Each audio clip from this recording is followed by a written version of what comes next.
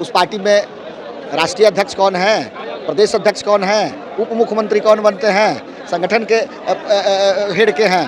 देख लीजिए कि वो एम का है कि वाई का है। अब मुसलमान इस बात को समझ रहे हैं। अब लंका तो लगेगी, क्योंकि जब समझदारी आ जाएगी वो चीज़ें वो महसूस करने लगे कि हमने अगला अल्पसंख्यक समाज को आज यहाँ इकट्ठा किए थे। बहुत संख्या में प्रबुद्ध व्यक्ति लोग आए हुए थे, नौजवान छात्र सब लोग आए हुए थे। उन्होंने बड़ी बारीकी से हर एक चीज़ को समझाया कि आपकी समस्या कहाँ है राजनीतिक तौर पे, और उससे बाहर निकलने का रास्ता भी बताया। उन्होंने सबसे पहले बताया कि जिस तरह से MY के समीकरण में जुड़ के आप वोट करते हैं, आपके साथ एक धोखा होता है कि जहाँ पे आप Y जहाँ पे खड़ा होता है तो M मजबूती से वहाँ सभी लोग को वोट करते हैं, मगर जैसे ही M खड़ा होता है तो विचारधारा के नाम पे Y में से ही आधे हिंदू मुस्लिम के धार्मिक आधार पे बट के वो किसी दूसरे दल भाजपा को वोट कर देते हैं।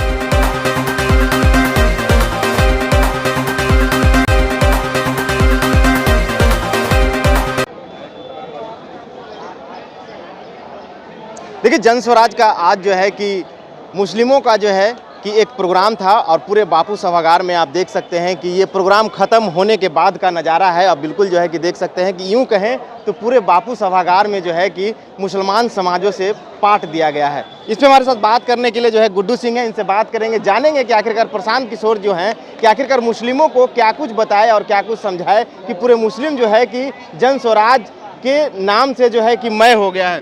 क्या कुछ प्रशांत किशोर जी का प्रोग्राम चला, क्या कुछ आपने सुना? बहुत बहुत नमस्कार आपको। मैं कुमार गुड्डू। जो प्रशांत जी अभी सभागार से लोग बाहर आए हैं, मैं भी बाहर आया हूं, और लगभग 30 मिनट तक प्रशांत जी ने अल्पसंख्यक समाज को आज यहाँ इकट्ठा किए थे। बहुत संख्या में प्रबुद्ध व्यक्ति लोग आए हुए थे, नौजवान छात्र सब लोग आए हुए थे। उन्होंने बड़ी बारीकी से हर एक चीज़ को समझाया कि आपकी समस्या कहाँ है राजनीतिक तौर पे, और उससे बाहर निकलने का रास्ता भी बताया। उन्होंने सबसे पहले बताया कि जिस तरह से MY के समीकरण में जुड़ के आप वोट करते हैं, आपके साथ एक धोखा होता है कि जहाँ पे आप Y जहाँ पे खड़ा होता है तो M मजबूती से वहाँ सभी लोगों को वोट करते हैं, मगर जैसे ही M खड़ा होता है तो विचारधारा के नाम पे Y में से ही आधे हिंदू मुस्लिम के धार्मिक आधार पे बट के वो किसी दूसरे दल भाजपा को वोट कर देते हैं। तो ये एक बहुत बड़ी वो सलाहियत दिए, और इससे निकलने की भी बात भी उन्होंने बताई। उन्होंने कहा कि जातिगत या किसी धार्मिक तरीके से गठजोड़ बना के राजनीति में मुसलमान अपनी हक हुकूक को प्राप्त नहीं कर सकते हैं। उसके लिए उनको विचारधारा से जो हिंदू लड़ रहा है भाजपा से, उनके साथ गठजोड़ बनाना पड़ेगा। जैसे जो आज भी हिंदू है मगर गांधी को मानता है, वो भाजपा को वोट नहीं करता है। जो कम्युनिस्ट पार्टी से विचारधारा से जुड़े हुए हैं वो भाजपा को वोट नहीं करते हैं। जो अंबेडकर जी को मानता है वो भाजपा को वोट नहीं करता है। जो लोग लोहिया और जयप्रकाश को मानते हैं वो भाजपा को वोट नहीं करते हैं।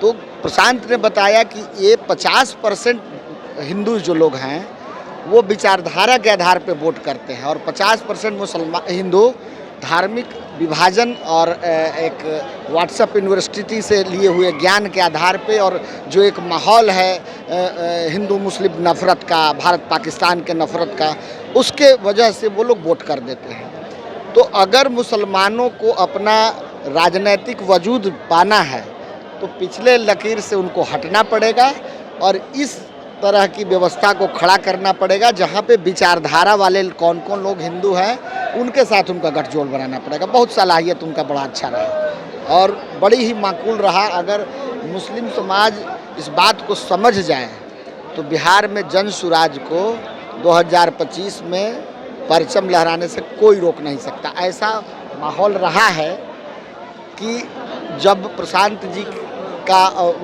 जय जय बिहार जब हो रहा था कि आप एग्री करते हैं कि नहीं, तो जितनी मुस्तैदी से पूरा हॉल में भरे हुए लोग बड़े तेज स्वर से और जन सुराज के समर्थन और उसको आगे बढ़ाने की बात कराते हैं।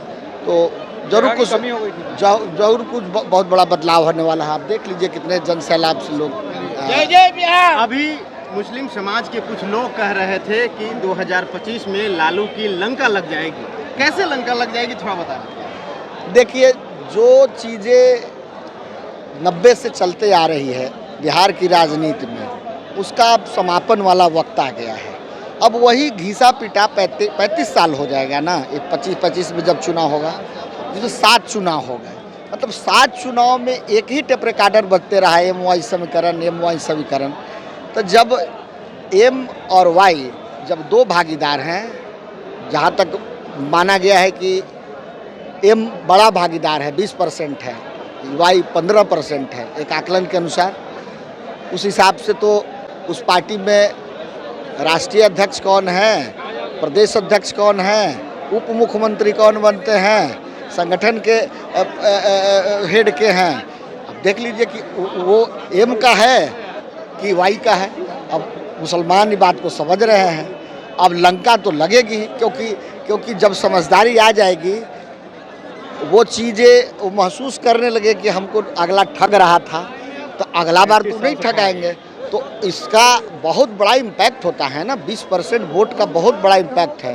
भाजपा आज भी जीत के 36% पे राज कर रही है, और एक 20% इतने बड़े तबके का वोट है। अगर वो एक मुश्त आज जिस तरह से सलाह मशविरा प्रशांत ने दिया है, शायद ऐसा संभव ही नहीं कि कोई मुसलमान जिसमें जिहानियत हो, जो समझदारी हो, इल्म हो, मशविरा को पसंद करता हो, वो प्रशांत के बाद से इत्तेफाक नहीं रखता हो। बहुत बड़ा बदलाव आने वाला है, बहुत बड़ा बदलाव आने वाला है। एक आखिरी सवाल है गुड्डू जी, जो कि आपके विपक्ष वाले भी ये करेंगे।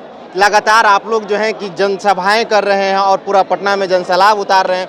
ये जनसैलाब में जो लोग आ रहे हैं, उन लोगों को कितना रुपया दे रहे हैं? ये तो आप पूछ लीजिए ना। अभी एक लाइव सिटीज़ की कोई समरीन जी है, उन्होंने इसी तरह का प्रश्न पूछ दिया, जनता भड़क गई, वो अपना कैमरा बंद कर दिए। समझ गए? यहाँ कोई लोग भाड़े पे लाए हुए नहीं हैं, सभी लोग प्रबुद्ध व्यक्ति हैं, समझदार हैं, और अपने हुक और अधिकार की बातों को समझने के लिए आए हैं। और कोई भी इंस्ट्रक्टर, कोई भी मेंटर, कोई भी उस तरह का फिलॉसफर, कोई उस तरह का गुरु होता है समाज में, आदमी वही होता है, उसके पास भी 2 पैर, 2 हाथ, 2 आँखें होती है, मगर जो उसके अंदर जो विचार होता है ना, वो वैज्ञानिक, समकालीन, और अभी इससे निजात कमियों से निकलने के लिए जो एक वैज्ञानिक तरीका है, वो प्रशांत दे रहे हैं, लोग ले रहे हैं। तो देखिए, इन लोगों का कहना है कि अब लालू यादव की लंका लग जाएगी, जो कि M-Y समीकरण पे अपनी राजनीतिक दुकान चला रहे थे। अब उनकी दुकान जो है कि प्रशांत किशोर यानी कि जन स्वराज के आ जाने से कहीं ना कहीं जो है कि उनकी दुकान का पकवान जो है वो फीका पड़ जाएगा, जैसा कि इन लोगों का कहना है। अब होता क्या है, ये देखना होगा 2025 का चुनाव में। फिलहाल के इतना ही, आप क्या सोचते हैं? प्रशांत ने अभी बोला है ना कि लालटेन में जो तेल है ना, वो कोई और है, और लाइट कहीं दूसरे जगह जल रहा है। ये बात समझ गया है लोग। बिल्कुल। अपनी तन को जला के किसी के घर में रोशनी कर रहे हैं, उस रोशनी के हकदार तो हम भी थे।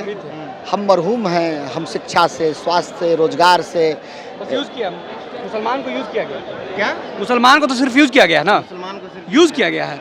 आप जो बोल रहे हैं कि मुसलमान को पैसा से यहाँ आया है, यंग तो मुसलमान ही एक ऐसा कौम है कि पैसा पर या खाने पर बिकने वाले कौम नहीं है मुसलमान। मुसलमान पैसे पर उनसे जुड़े हुए हैं, जन स्वराज से जुड़ रहे हैं। देखा गया है शुरू से ही मुसलमान कौम जो है राजद को वोट देते गया है, लेकिन मुसलमान के लिए किया क्या राजद ने? शहाबुद्दीन साहब RJD के फाउंडर मेंबर थे, उनके मरे जब वो, तो उनका लाश तक बिहार में नहीं मंगाया गया है। लालू यादव का पूरा परिवार दिल्ली में रहा, उनका लाश नहीं मंगवाया शहाबुद्दीन साहब का। मुसलमान को सिर्फ इन लोगों ने यूज़ करना चाहा है और कुछ नहीं किया है मुसलमान के लिए। इन लोगों ने 35 सालों से सिर्फ ठगा गया है, हम मुसलमानों को सिर्फ ठगा गया है। बोला जाता है M-Y समीकरण है, लेकिन ये M-Y सिर्फ वोट के लिए है। आज ये एक पूरे बिहार में नहीं बोलेंगे, पूरे इंडिया में एक ऐसी सभा जो सिर्फ ये मुसलमानों के लिए किया गया है, ये सिर्फ जन स्वराज ने किया है। हम मुसलमानों को एक करने के लिए किया गया है।